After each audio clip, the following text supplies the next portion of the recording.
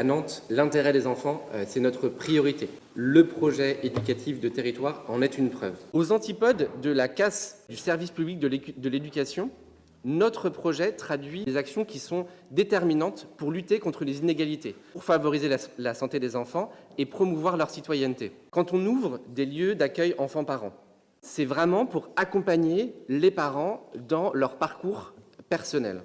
Le gouvernement, lui, préfère sanctionner les parents plutôt que de les accompagner. Alors non, je le dis haut et fort, nous n'avons pas de parents qui sont démissionnaires. On accompagne également les jeunes. La santé mentale des adolescents est en grande difficulté. Et donc oui, nous, on fait le choix, via la Maison des adolescents, d'offrir des permanences de santé mentale dédiées aux adolescents. À l'inverse, qu'est-ce que propose le gouvernement? C'est le service national universel, une uniformisation de la jeunesse. Troisième point, on est fiers et on est très heureux d'inscrire la mixité sociale au cœur de notre projet éducatif de territoire. Parce qu'on est convaincu que faire grandir les enfants ensemble, c'est leur proposer d'apprendre à vivre ensemble. Oui, nous, on assume de faire un choc d'investissement dans nos écoles, 260 millions d'investissements pour avoir des salles de classe de qualité, pour avoir des cours végétalisés, en particulier dans les quartiers populaires. Pendant ce temps, le gouvernement préfère écarter les plus fragiles pour ne pas empêcher la progression de quelques-uns.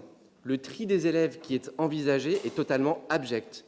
Au lieu d'inventer des nouvelles mesures tous les 3 mois, on souhaite que l'État fasse son boulot.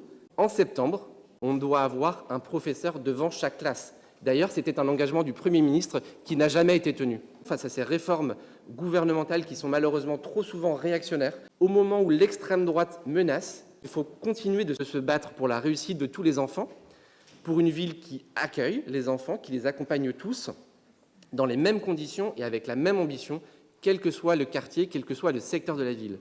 Enfants, parents, professionnels de l'éducation, associations, nous sommes à vos côtés pour défendre une éducation qui est égalitaire et une éducation qui est émancipatrice.